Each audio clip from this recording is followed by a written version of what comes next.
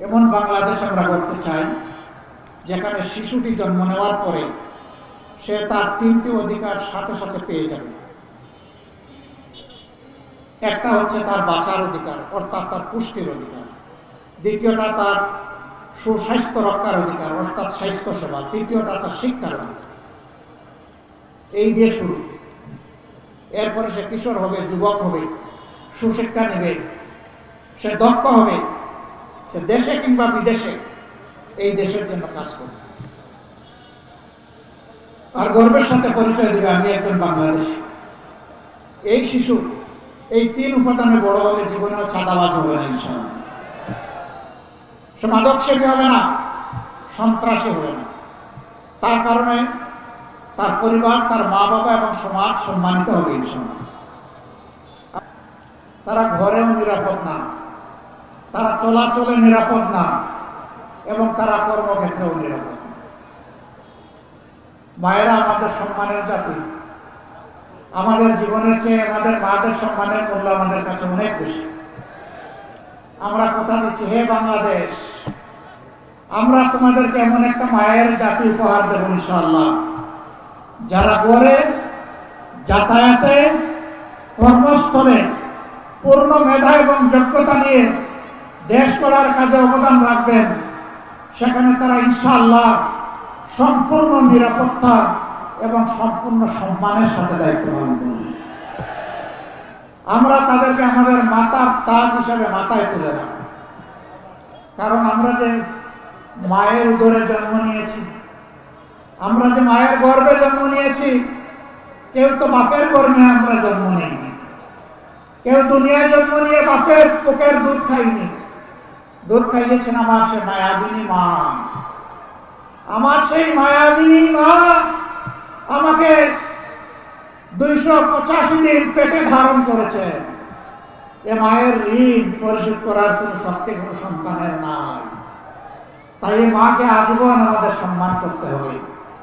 এই জন্যই মায়ের প্রতি আমাদের আলাদা সম্মান।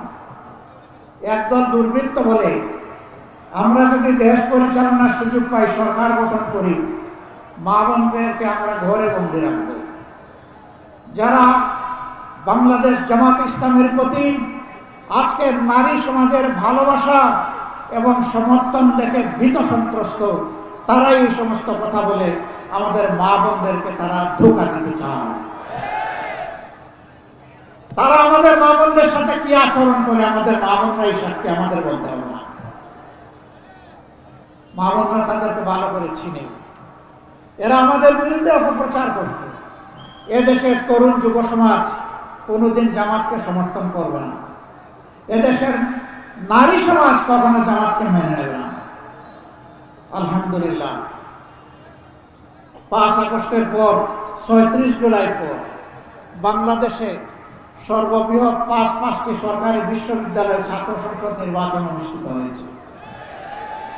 সেই নির্বাচনগুলোতে আমাদের মেয়েরা প্রমাণ করেছে যে আমরা ছেলেদের চাইতে ছাত্র শিবিরকে আমাদের আস্থার জন্য বেশি পছন্দ করি। ওদেরকে জিজ্ঞেস করা হয়েছে, তোমার তো ড্রেস ঠিক নাই, তুমি ছাত্র শিবিরকে ভোট দিবা কেন? বলছে যে ছাত্র শিবিরের কাছে আমরা নিরাপদ, এই জন্য ছাত্র শিবিরকে ভোট দেব।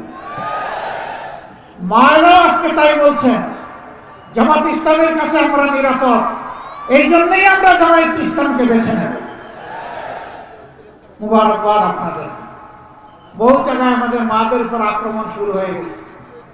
কালকে কিছু মাকে সান্ত্বনা দিতে গিয়ে বলেছিলাম, আপনারা বড় গর্বিত, আপনারা ইসলামের সুনাতি ইতিহাসের উজ্জ্বল নক্ষত্র। আল্লাহর নবীর কাছে, মুহাম্মদ রাসূলুল্লাহ সাল্লাল্লাহু আলাইহি সাল্লামের কাছে কোরআন নাযিল হওয়ার পর সর্বপ্রথম যিনি জীবন দিয়েছেন তিনি আমাদের আম্মা জান, আমাদের গর্বিত মা হযরত সুমাইয়া রাদিয়াল্লাহু তাআলা। তার আগে কোনো পুরুষ শাহাদাত বরণ করেননি। উহুদের ময়দানে রাসূল করিম সাল্লাল্লাহু আলাইহি সাল্লামকে শত্রুপক্ষ যখন তলোয়ার, নেজা, বল্লম, বর্ম, খঞ্জর, তীর দিয়ে একের পর এক আঘাত করতে এসেছিল, পুরুষরা তখন যুদ্ধের ভয়াবহ সময়ে নবী করিম সাল্লাল্লাহু আলাইহি সাল্লামের পাশে ছিলেন না। আমাদের আম্মা জান হযরত মুসাইবা রাদিয়াল্লাহু তাআলা আনহা চতুর্দিকে ঘুরে ঘুরে আল্লাহ রাসূলের ঢাল হয়ে কাজ করেছিলেন। যুদ্ধের পরে তার দেহে 70টা ভারী জখম, তাজা রক্ত ঝরছিল, তীর তখনও ঝুলছিল। ভাঙা দাঁত দিয়ে রাসূল করিম সাল্লাল্লাহু আলাইহি সাল্লাম মায়ের দেহ থেকে তীরগুলো তুলে দিয়েছিলেন। নিজের মুখের লালা নিয়ে মাবুদের নাম নিয়ে লেপে দিয়েছিলেন, তিনি সুস্থ হয়ে উঠেছিলেন। মুতার যুদ্ধে মক্কার জীবনে যিনি সবচেয়ে বেশি আল্লাহ রাসূলকে কষ্ট দিয়েছেন নারী হিসাবে, তিনি ছিলেন আবু সুফিয়ানের স্ত্রী হিন্দা। ওদের যুদ্ধে হামজা রাদিয়াল্লাহু তাআলা আনহুর বুক ছিঁড়ে কলিজা টেনে বের করে চিবিয়েছিলেন জিদ মেটাতে গিয়ে। তিনি যখন ইসলাম কবুল করলেন, মুতার যুদ্ধের একজন যোদ্ধা হিসেবে অংশগ্রহণ করলেন। ভয়াবহ যুদ্ধ, থরথর করে মুজাহিদদের পা কেঁপে উঠল। তারা একটু পিছন ফিরতে চেয়েছিলেন, এই মা ডানা মেলে চিৎকার দিয়ে বাঘিনীর মতো দাঁড়িয়ে বলেছিল, সাবধান, যুদ্ধের ময়দানে মুমিনদের জন্য পিছে ফেরা সম্পূর্ণ হারাম। কাউকে আমি পিছে ফিরতে দিব না, সামনে এগোতে হবে। আমার তলোয়ার তোমাদের সাথে শত্রুর বিরুদ্ধে জ্বলতে উঠবে ইনশাআল্লাহ। মুমিনরা এগিয়ে দিয়েছিলেন, যুদ্ধে বিজয় লাভ করেছিলেন, হাসি মুখে মদিনায় ফিরেছিলেন। আপনারা সেই মায়ের জাতি, এই অলংকার, এই অহংকার আপনাদের। আল্লাহ আপনাদের সম্মান বৃদ্ধি করুন। বাংলাদেশের মুসলিম জনতার মুক্তির জন্য আপনারা 24-এ যে সাহসী দায়িত্ব পালন করেছেন, আরেকটা যুদ্ধ, ভোট যুদ্ধ হবে আগামী 12 তারিখ, সেখানে একই দায়িত্ব পালন করবেন ইনশাআল্লাহ। তাহলে মায়েদেরকে এই দায়িত্ব দিয়ে ঘোষণা করছে, আল্লাহর উপর ভরসা দিয়ে আপনাদের সম্পদ দিয়ে আপনারা তার জেলায় মন থাকবে না। আপনার সরকারি মেডিকেল কলেজ যাকে পছন্দ আপনাদের এখানে আছে। ওই আগের স্লোগান আসে বাতিল নাই পঞ্চম, একদল দুষ্ট বলতো আমার তোমারটাও আমি দেব, ওইটা শেষ। যখন মেডিকেল কলেজ গড়া হবে তৈরি হবে এবং ডাক্তারটা দিকে আসলে আরো বেশি কাউকে প্রসারিত হবে। তখন আমরা স্পেশালাইজড মেডিকেল করার চিন্তা করতাম। আলহামদুলিল্লাহ এখন তো উপাদান নাই, কি দিয়ে করব? বাংলাদেশ আমরা ইট পাথরের ঘর বানিয়ে দিলে আর কিছু যন্ত্রপাতি কিনে দিলে স্পেশালাইজড হসপিটাল হয় না। যেটা প্রাণ হচ্ছে ডক্টর, উপযুক্ত চিকিৎসা, টেকনিক্যাল ম্যানপাওয়ার, এইটার জন্য মেডিকেল কলেজ প্রয়োজন। একটা হচ্ছে আমরা ইনশাআল্লাহ মেডিকেল কলেজ, তার পুষ্টির অধিকার ঘোষণা করছে আল্লাহর ভরসা দিয়ে আপনাদের স্বাস্থ্য রক্ষার অধিকার। বাংলাদেশের জেলায় এমন থাকবে না যেখানে সরকারি মেডিকেল কলেজ করা হবে। এরপরে সে কিশোর হবে, যুবক হবে, আপনাদের এখানে আসবে, কিন্তু পাশে দক্ষ হবে, নাই দেশে কিংবা বিদেশে ইনশাআল্লাহ আসবে। যখন মেডিকেল কলেজ গড়া হবে, গর্বের সাথে পরিচয় দেবে, ডাক্তার এখানে তৈরি হবে। এই শিশু ডাক্তারদের সেই বাধ্যতামূলক বড় আরো জীবনে চাঁদাবাজ প্রসার, তখন আমরা স্পেশালাইজড করার চিন্তা করতে পারি, সন্ত্রাসী হবে না। এখন তো উপাদান নাই, দিয়ে করব, তার পরিবার ঘর বানিয়ে দিলে আর কিছু যন্ত্রপাতি কিনে দিলে স্পেশালাইজড হসপিটাল করে তার দেহে 70টা তাজা রক্ত, উপযুক্ত চিকিৎসা, টেকনিক্যাল ম্যানপাওয়ার, তখন ওইটার জন্য মেডিকেল কলেজ প্রয়োজন। ভাঙা দাঁত দিয়ে রাসূল করিম সাল্লাল্লাহু আলাইহি সাল্লাম মায়ের দেহ থেকে তীরগুলো তুলে দিয়েছিলেন। নিজের মুখের লালা নিয়ে মাবুদের নাম নিয়ে লেপে দিয়েছিলেন, তিনি সুস্থ হয়ে উঠেছিলেন। মুতার যুদ্ধে মক্কার জীবনে যিনি সবচেয়ে বেশি আল্লাহ রাসূলকে কষ্ট দিয়েছেন নারী হিসাবে, তিনি ছিলেন আবু সুফিয়ানের স্ত্রী হিন্দা। ওদের যুদ্ধে হামজা রাদিয়াল্লাহু তাআলা আনহুর বুক ছিঁড়ে কলিজা টেনে বের করে চিবিয়েছিলেন জিদ মেটাতে গিয়ে। তিনি যখন ইসলাম কবুল করলেন, মুতার যুদ্ধের একজন যোদ্ধা হিসেবে অংশগ্রহণ করলেন। ভয়াবহ যুদ্ধ, থরথর করে মুজাহিদদের পা কেঁপে উঠল। তারা একটু পিছন ফিরতে চেয়েছিলেন, এই মা ডানা মেলে চিৎকার দিয়ে বাঘিনীর মতো দাঁড়িয়ে বলেছিল, সাবধান, যুদ্ধের ময়দানে মুমিনদের জন্য পিছে ফেরা সম্পূর্ণ হারাম। কাউকে আমি পিছে ফিরতে দিব না, সামনে এগোতে হবে। আমার তলোয়ার তোমাদের সাথে শত্রুর বিরুদ্ধে জ্বলতে উঠবে ইনশাআল্লাহ। মুমিনরা এগিয়ে দিয়েছিলেন, যুদ্ধে বিজয় লাভ করেছিলেন, হাসি মুখে মদিনায় ফিরেছেন। আপনারা সেই মায়ের জাতি। এই অলংকার, এই অহংকার আপনাদের। আল্লাহ আপনাদের সম্মান বৃদ্ধি করবে। বাংলাদেশের মুসলিম জনতার মুক্তির জন্য আপনারা 24-এ যে সাহসী দায়িত্ব পালন করেছেন, আরেকটা যুদ্ধ, ভোট যুদ্ধ হবে আগামী 12 তারিখ, সেখানে একই দায়িত্ব পালন করবেন ইনশাআল্লাহ। তাহলে মায়েদেরকে এই দায়িত্ব দিয়ে আপনারা কি অবসরে চলে যাবেন? আপনারা তার চাইতে বেশি জ্বলে উঠবেন ইনশাআল্লাহ। আপনার ভোট আপনি দিবেন যাকে পছন্দ। ওই আগের স্লোগান বাতিল। একদল দুষ্ট বলতো আমার ভোট আমি দেবো, তোমারটাও আমি দেবো, ওইটা শেষ। তোরটা তুই দে, আমারটা আমি দেব। আমারটা দিতে আসলে কাউকে ছেড়ে দেব না। পারবেন? আলহামদুলিল্লাহ। এমন বাংলাদেশ আমরা করতে চাই যেখানে শিশুটি জন্ম নেওয়ার পরে সে তার 3টি অধিকার সাথে সাথে পেয়ে যাবে। একটা হচ্ছে তার বাঁচার অধিকার, অর্থাৎ তার পুষ্টির অধিকার। দ্বিতীয়টা তার সুস্বাস্থ্য রক্ষার অধিকার, অর্থাৎ স্বাস্থ্য সেবা। তৃতীয়টা তার শিক্ষার অধিকার। এই দিয়ে শুরু।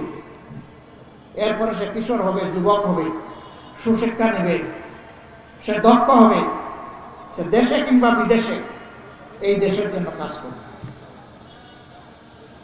আর গর্বের সাথে পরিচয় দেবে আমি একজন বাংলাদেশী।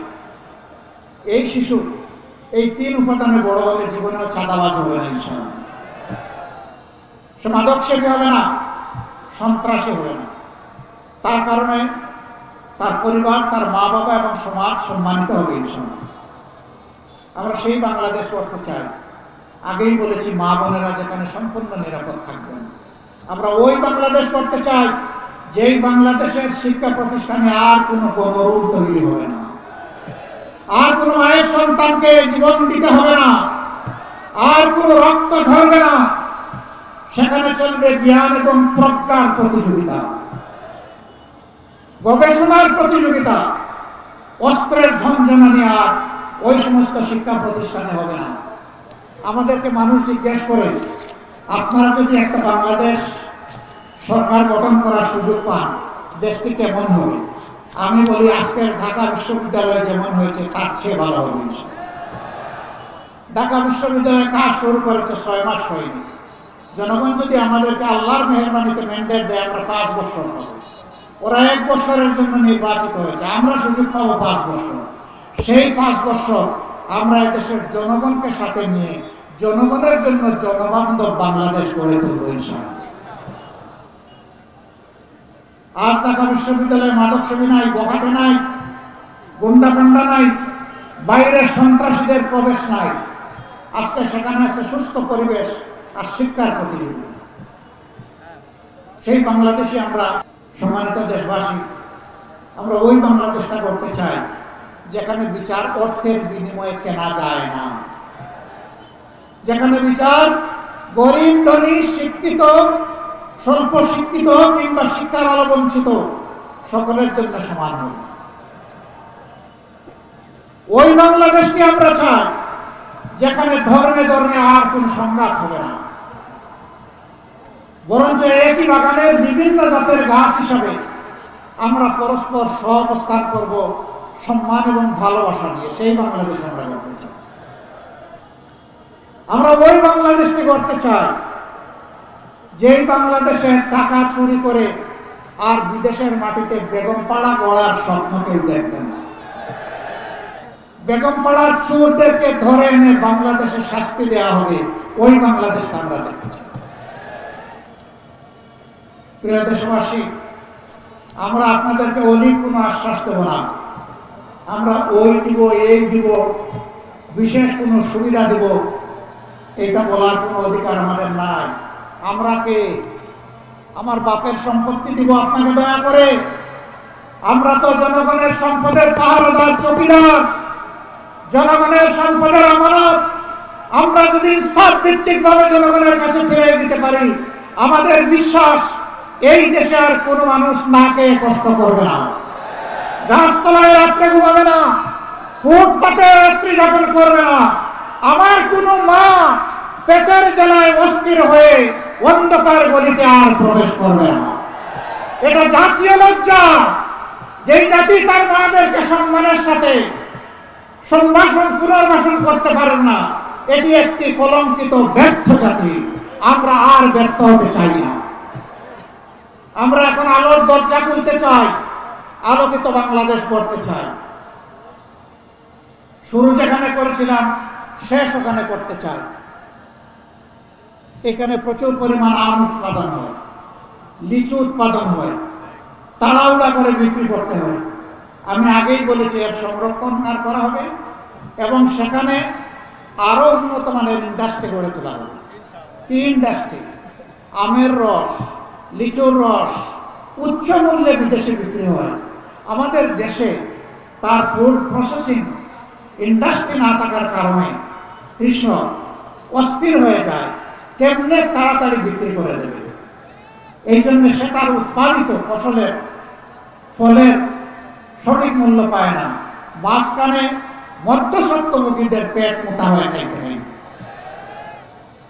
আমরা এখানে তৃণমূলে ইনশাআল্লাহ সেই ইন্ডাস্ট্রিগুলো গড়ে তুলব। লাভ দুটি হবে, কৃষকরা উৎসাহিত হবে উৎপাদনের ক্ষেত্রে, আর বিপুল পরিমাণ কর্মসংস্থানের ব্যবস্থা হবে আমাদের যুবকদের। আমরা তিনটা জিনিস সকল টাউনে, বড় টাউনে নিশ্চিত করতে চাই। উন্নত স্বাস্থ্য সেবা, এবং আমরা ঘোষণা করছি আল্লাহর পর ভরসা দিয়ে আপনাদের সম্পদ দিয়েই বাংলাদেশের কোনো জেলা এমন থাকবে না যেখানে সরকারি মেডিকেল কলেজ করা হবে না। আপনাদের এখানে আছে, কিন্তু পাশে নাই ঠাকুরগাঁও, নাই পঞ্চগড়ে, ইনশাল্লাহ একটাও বাঁচে না। যখন মেডিকেল কলেজ গড়া হবে তখন দলে দলে ডাক্তার এখানে তৈরি হবে এবং ডাক্তারদের সেবা জনগণের জন্য আরো বেশি প্রসারিত হবে। তখন আমরা স্পেশালাইজড হসপিটাল করার চিন্তা করতে পারব। এখন তো উপাদান নাই, কি দিয়ে করব? ইট পাথরের ঘর বানিয়ে দিলে আর কিছু যন্ত্রপাতি কিনে দিলে স্পেশালাইজড হসপিটাল হয় না।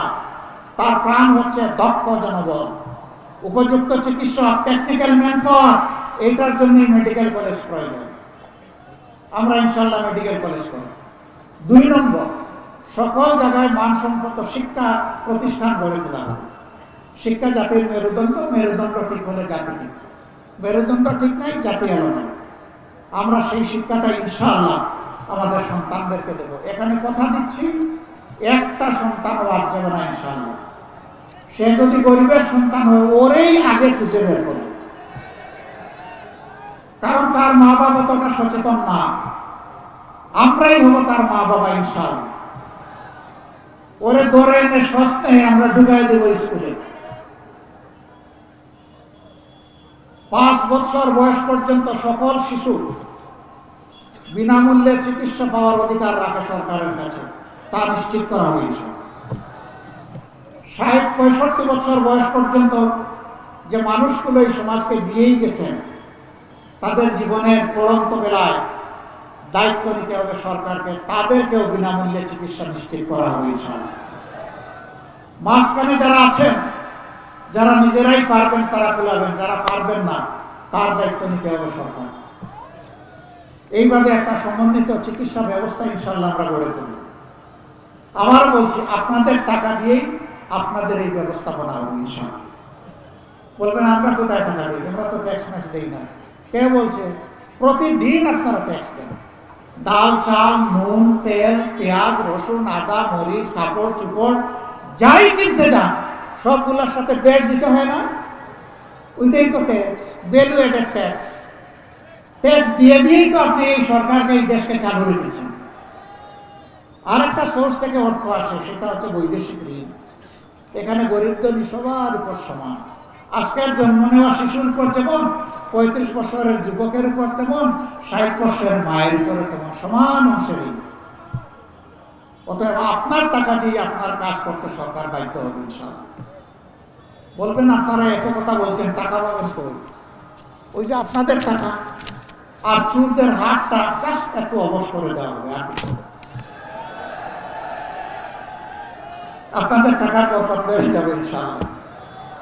এইভাবেই আমরা বাংলাদেশটাকে করতে চাই। আজকের পরিসরে কথা কিছু রেখে দিলাম আগামীর জন্য। আল্লাহ তাআলা যেন তৌফিক দান করেন। সকল দলের প্রতি আমাদের অনুরোধ, বড় উচ্চ মূল্যে কিনা আমাদের আজকের এই পরিবেশটা, মেহরবানি করে শহীদদের প্রতি সম্মান দেখান সবাই। কেউ আগামী নির্বাচনে সন্ত্রাস করবেন না, ভোট জালিয়াতির অথবা ইঞ্জিনিয়ারিং এর চিন্তা করবেন না। সরকারি প্রশাসনে যারা আছেন তাদের প্রতি আমাদের অনুরোধ, আপনারা এই দেশেরই সন্তান, এই দেশেরই মানুষ। দেশ এবং আপনার সন্তানের ভবিষ্যৎ বিবেচনায় মেহরবানি করে আপনার দায়িত্ব নিরপেক্ষভাবে পালন করেন। আপনি কারোই পক্ষ নেবেন না, তাহলে দেশবাসীর দোয়া পাবেন, আল্লাহ আপনাদের সম্মান বাড়িয়ে দিবে, আমাদের দেশটা সঠিক পথ খুঁজে পাবে। আমি এখন 6 জন সহকর্মীকে আপনার সামনে পরিচয় করে দিয়ে বিদায় দিচ্ছি। দিনাজপুর 1 আসনে আমরা 10 দলের পক্ষ থেকে যাকে প্রার্থী হিসাবে দিয়েছি, ডান দিকে আসবেন, তিনি হচ্ছেন আমাদের স্নেহের ভাই মতিউর রহমান। তার হাতে আমরা প্রতীক হিসাবে পাল্লা তুলে দিয়েছি। এই যে পাল্লা, আপনারা এই দাড়ি পাল্লার সাথে সবাই থাকবেন তো ইনশাআল্লাহ? 12 তারিখ দাড়ি পাল্লার বিজয় 1 নম্বর আসনে নিয়েই আপনারা ঘরে ফিরবেন নিশ্চিত করে ইনশাআল্লাহ। আপনাদের সরকারকে ধন্যবাদ। 2 নম্বর আসন আফজালুর রহমান, আফজালুল আনাম, আলহামদুলিল্লাহ তার হাতেও দাড়ি পাল্লা, ইনসাফের প্রতীক। আমরা সমাজে ন্যায় ইনসাফ কায়েম করতে চাই, বৈষম্য দূর করতে চাই, একটা মানবিক বাংলাদেশ করতে চাই। আপনারা কি তার হাতকে শক্তিশালী করবেন? তার জন্য এখন থেকে দিনরাত খাটবেন, এতে বিজয় নিয়ে ঘরে ফিরবেন ইনশাআল্লাহ। আপনাদেরকে মোবারকবাদ। 3 নম্বর আসনে মাইনুল আলম। ওয়ালাইকুম আসসালাম। এই যে মুরব্বী মানুষটা সাদা হতে হতে লাল হয়ে গিয়েছেন, এই মানুষটাকে আপনাদের ভালো লাগে, মায়া লাগে? আমরা তুলে দিলাম মায়ার মানুষের হাতে পাল্লা, ইনশাআল্লাহ বিজয় হবে দাড়ি পাল্লা। সেই বিজয় নিয়ে আপনারা ঘরে ফিরবেন ইনশাআল্লাহ। 4 নম্বর আসন আফতাবউদ্দিন মোল্লা, জাতেও মোল্লা, দেখতেও মোল্লা, আর আসলেই একটা কামলা মানুষ। এর আগে উপজেলা চেয়ারম্যান ছিলেন, নিবেদিত প্রাণ হয়ে মানুষকে তিনি সেবা দিয়েছেন। এবার সংসদে গিয়ে আপনাদের পক্ষে আওয়াজ তুলবেন। আপনারা ইনশাআল্লাহ, তাকেও কি মায়া লাগে দেখতে? আমারও মায়া লাগে।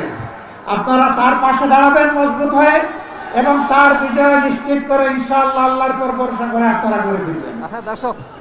এরপরে 5 নম্বর আসন ডাক্তার আব্দুল আহাদ, এনসিপির পক্ষ থেকে তাকে এখানে আমরা প্রার্থী হিসাবে 10 দলের পক্ষ থেকে দিয়েছি। তাকেই দাঁড়িপাল্লা মনে করবেন, তাকেই রিক্সা মার্কা মনে করবেন, তাকেই দেওয়ালগড়ি মনে করবেন, তাকেই ভোট কাজ মনে করবেন, তাকেই সাদা মার্কা মনে করবেন, আখের তাকে শাপলাকলি মনে করবেন এবং মনে করে একসাথে লড়াই করবেন ইনশাআল্লাহ। তারও বিজয় ছিনিয়ে এনে আপনারা ইনশাআল্লাহ ঘুরে ফিরবেন। আপনাদেরকে ধন্যবাদ। সর্বশেষ আনোয়ারুল ইসলাম, দিনাজপুর জেলার সাবেক আমির। দীর্ঘদিন তিনি মাঠে ময়দানে চষেছেন, এই ময়দানকে তৈরি করেছেন। একবার তাকে ঠকানো হয়েছে, এবার আর কেউ ঠকাতে পারবে না ইনশাআল্লাহ। এবার আপনারা তার হাতের দাড়ি পাল্লাকে বিজয়ী করে ইনশাআল্লাহ ঘরে ফিরবেন। আপনারা রাজি আছেন? সবাইকে নিয়ে ঝাঁপিয়ে পড়বেন ইনশাআল্লাহ তাআলা আযীম।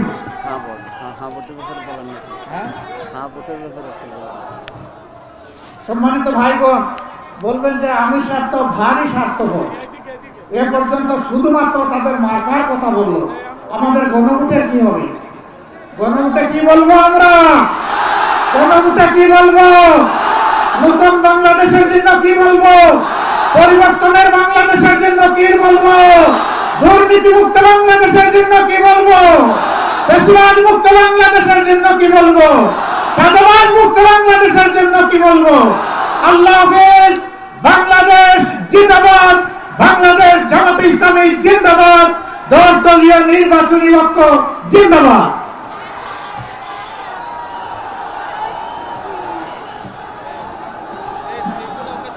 সবাই সংগ্রামে উপস্থিতি, ঐতিহাসিক গণশহীদ ময়দানে প্রধান অতিথি হিসেবে উপস্থিত থেকে দিনাজপুরবাসীকে ধন্য করেছেন গণমানুষের নেতা বাংলাদেশ জামায়াত ইসলামীর সংগ্রামী ঘোষণা করছে আল্লাহর পর ভরসা দিয়ে আপনাদের সম্পদ দিয়ে বাংলাদেশের কোনো জেলা এমন থাকবে না যেখানে সরকারি মেডিকেল কলেজ করা হবে না। আপনাদের এখানে আছে, কিন্তু পাশে নাই ঠাকুরগাঁ, নাই পঞ্চগড়ে, ইনশাল্লাহ একটাও বাঁচে। যখন মেডিকেল কলেজ গড়া হবে তখন দলে দলে ডাক্তার এখানে তৈরি হবে এবং ডাক্তারদের সেবা জনগণের জন্য আরো বেশি প্রসারিত হবে। তখন আমরা স্পেশালাইজড হসপিটাল করার চিন্তা করতে পারব। এখন তো উপাদান নাই, কি দিয়ে করব? ইট পাথরের ঘর বানিয়ে দিলে আর কিছু যন্ত্রপাতি কিনে দিলে স্পেশালাইজড হসপিটাল হয় না। তার প্রাণ হচ্ছে দক্ষ জনবল, উপযুক্ত চিকিৎসক, টেকনিক্যাল ম্যান পাওয়ার। এইটার জন্যই মেডিকেল কলেজ প্রয়োজন। আমরা ইনশাল্লাহ মেডিকেল কলেজ করব। ঘোষণা করছে আল্লাহর পর ভরসা দিয়ে আপনাদের সম্পদ দিয়ে বাংলাদেশের কোনো জেলা এমন থাকবে না যেখানে সরকারি মেডিকেল কলেজ করা হবে না। আপনাদের এখানে আছে, কিন্তু পাশে নাই ঠাকুরগাঁ, নাই পঞ্চগড়ে, ইনশাল্লাহ একটাও বাঁচে। যখন মেডিকেল কলেজ গড়া হবে তখন দলে দলে ডাক্তার এখানে তৈরি হবে এবং ডাক্তারদের সেবা জনগণের জন্য আরো বেশি প্রসারিত হবে। তখন আমরা স্পেশালাইজড হসপিটাল করার চিন্তা করতে পারব। এখন তো উপাদান নাই, কি দিয়ে করব? ইট পাথরের ঘর বানিয়ে দিলে আর কিছু যন্ত্রপাতি কিনে দিলে স্পেশালাইজড হসপিটাল হয় না। তার প্রাণ হচ্ছে দক্ষ জনবল, উপযুক্ত চিকিৎসক, টেকনিক্যাল ম্যান পাওয়ার। এইটার জন্যই মেডিকেল কলেজ প্রয়োজন। আমরা ইনশাল্লাহ মেডিকেল কলেজ করব। ঘোষণা করছে আল্লাহর পর ভরসা দিয়ে আপনাদের সম্পদ দিয়ে বাংলাদেশের কোনো জেলা এমন থাকবে না যেখানে সরকারি মেডিকেল কলেজ করা হবে না। আপনাদের এখানে আছে, কিন্তু পাশে নাই ঠাকুরগাঁ, নাই পঞ্চগড়ে, ইনশাল্লাহ একটাও বাঁচে। যখন মেডিকেল কলেজ গড়া হবে তখন দলে দলে ডাক্তার এখানে তৈরি হবে এবং ডাক্তারদের সেবা জনগণের জন্য আরো বেশি প্রসারিত হবে। তখন আমরা স্পেশালাইজড হসপিটাল করার চিন্তা করতে পারব। এখন তো উপাদান নাই, কি দিয়ে করব? ইট পাথরের ঘর বানিয়ে দিলে আর কিছু যন্ত্রপাতি কিনে দিলে স্পেশালাইজড হসপিটাল হয় না। তার প্রাণ হচ্ছে দক্ষ জনবল, উপযুক্ত চিকিৎসক, টেকনিক্যাল ম্যান পাওয়ার। এইটার জন্যই মেডিকেল কলেজ প্রয়োজন। আমরা ইনশাল্লাহ মেডিকেল কলেজ করব। ঘোষণা করছে আল্লাহর পর ভরসা দিয়ে আপনাদের সম্পদ দিয়ে বাংলাদেশের কোনো জেলা এমন থাকবে না যেখানে সরকারি মেডিকেল কলেজ করা হবে না। আপনাদের এখানে আছে, কিন্তু পাশে নাই ঠাকুরগাঁ, নাই পঞ্চগড়ে, ইনশাল্লাহ একটাও বাঁচে। যখন মেডিকেল কলেজ গড়া হবে তখন দলে দলে ডাক্তার এখানে তৈরি হবে এবং ডাক্তারদের সেবা জনগণের জন্য আরো বেশি প্রসারিত হবে। তখন আমরা স্পেশালাইজড হসপিটাল করার চিন্তা করতে পারব। এখন তো উপাদান নাই, কি দিয়ে করব? ইট পাথরের ঘর বানিয়ে দিলে আর কিছু যন্ত্রপাতি কিনে দিলে স্পেশালাইজড হসপিটাল হয় না। তার প্রাণ হচ্ছে দক্ষ জনবল, উপযুক্ত চিকিৎসক, টেকনিক্যাল ম্যান পাওয়ার। এইটার জন্যই মেডিকেল কলেজ প্রয়োজন। আমরা ইনশাল্লাহ মেডিকেল কলেজ করব। ঘোষণা করছে আল্লাহর পর ভরসা দিয়ে আপনাদের সম্পদ দিয়ে বাংলাদেশের কোনো জেলা এমন থাকবে না যেখানে সরকারি মেডিকেল কলেজ করা হবে না। আপনাদের এখানে আছে, কিন্তু পাশে নাই ঠাকুরগাঁ, নাই পঞ্চগড়ে, ইনশাল্লাহ একটাও বাঁচে। যখন মেডিকেল কলেজ গড়া হবে তখন দলে দলে ডাক্তার এখানে তৈরি হবে এবং ডাক্তারদের সেবা জনগণের জন্য আরো বেশি প্রসারিত হবে। তখন আমরা স্পেশালাইজড হসপিটাল করার চিন্তা করতে পারব। এখন তো উপাদান নাই, কি দিয়ে করব? ইট পাথরের ঘর বানিয়ে দিলে আর কিছু যন্ত্রপাতি কিনে দিলে স্পেশালাইজড হসপিটাল হয় না। তার প্রাণ হচ্ছে দক্ষ জনবল, উপযুক্ত চিকিৎসক, টেকনিক্যাল ম্যান পাওয়ার। এইটার জন্যই মেডিকেল কলেজ প্রয়োজন। আমরা ইনশাল্লাহ মেডিকেল কলেজ করব। ঘোষণা করছে আল্লাহর পর ভরসা দিয়ে আপনাদের সম্পদ দিয়ে বাংলাদেশের কোনো জেলা এমন থাকবে না যেখানে সরকারি মেডিকেল কলেজ করা হবে না। আপনাদের এখানে আছে, কিন্তু পাশে নাই ঠাকুরগাঁ, নাই পঞ্চগড়ে, ইনশাল্লাহ একটাও বাঁচে। যখন মেডিকেল কলেজ গড়া হবে তখন দলে দলে ডাক্তার এখানে তৈরি হবে এবং ডাক্তারদের সেবা জনগণের জন্য আরো বেশি প্রসারিত হবে। তখন আমরা স্পেশালাইজড হসপিটাল করার চিন্তা করতে পারব। এখন তো উপাদান নাই, কি দিয়ে করব? ইট পাথরের ঘর বানিয়ে দিলে আর কিছু যন্ত্রপাতি কিনে দিলে স্পেশালাইজড হসপিটাল হয় না। তার প্রাণ হচ্ছে দক্ষ জনবল, উপযুক্ত চিকিৎসক, টেকনিক্যাল ম্যান পাওয়ার। এইটার জন্যই মেডিকেল কলেজ প্রয়োজন। আমরা ইনশাল্লাহ মেডিকেল কলেজ করব। ঘোষণা করছি আল্লাহর উপর ভরসা দিয়ে, আপনাদের সম্পদ দিয়ে বাংলাদেশের কোনো জেলা এমন থাকবে না যেখানে সরকারি মেডিকেল কলেজ করা হবে না। আপনাদের এখানে আছে, কিন্তু পাশে নাই ঠাকুরগাঁ, নাই পঞ্চগড়ে, ইনশাল্লাহ একটাও বাঁচবে না। যখন মেডিকেল কলেজ গড়া হবে তখন দলে দলে ডাক্তার এখানে তৈরি হবে এবং ডাক্তারদের সেবা জনগণের জন্য আরো বেশি প্রসারিত হবে। তখন আমরা স্পেশালাইজড হসপিটাল করার চিন্তা করতে পারব। এখন তো উপাদান নাই, কি দিয়ে করব? ইট পাথরের ঘর বানিয়ে দিলে আর কিছু যন্ত্রপাতি কিনে দিলে স্পেশালাইজড হসপিটাল হয় না। তার প্রাণ হচ্ছে দক্ষ জনবল, উপযুক্ত চিকিৎসক, টেকনিক্যাল ম্যান পাওয়ার। এইটার জন্যই মেডিকেল কলেজ প্রয়োজন। আমরা ইনশাল্লাহ মেডিকেল কলেজ করব। ঘোষণা করছি আল্লাহর উপর ভরসা দিয়ে, আপনাদের সম্পদ দিয়ে বাংলাদেশের কোনো জেলা এমন থাকবে না যেখানে সরকারি মেডিকেল কলেজ করা হবে না। আপনাদের এখানে আছে, কিন্তু পাশে নাই ঠাকুরগাঁ, নাই পঞ্চগড়ে, ইনশাল্লাহ একটাও বাঁচবে না। যখন মেডিকেল কলেজ গড়া হবে তখন দলে দলে ডাক্তার এখানে তৈরি হবে এবং ডাক্তারদের সেবা জনগণের জন্য আরো বেশি প্রসারিত হবে। তখন আমরা স্পেশালাইজড হসপিটাল করার চিন্তা করতে পারব। এখন তো উপাদান নাই, কি দিয়ে করব? ইট পাথরের ঘর বানিয়ে দিলে আর কিছু যন্ত্রপাতি কিনে দিলে স্পেশালাইজড হসপিটাল হয় না। তার প্রাণ হচ্ছে দক্ষ জনবল, উপযুক্ত চিকিৎসক, টেকনিক্যাল ম্যান পাওয়ার। এইটার জন্যই মেডিকেল কলেজ প্রয়োজন। আমরা ইনশাল্লাহ মেডিকেল কলেজ করব।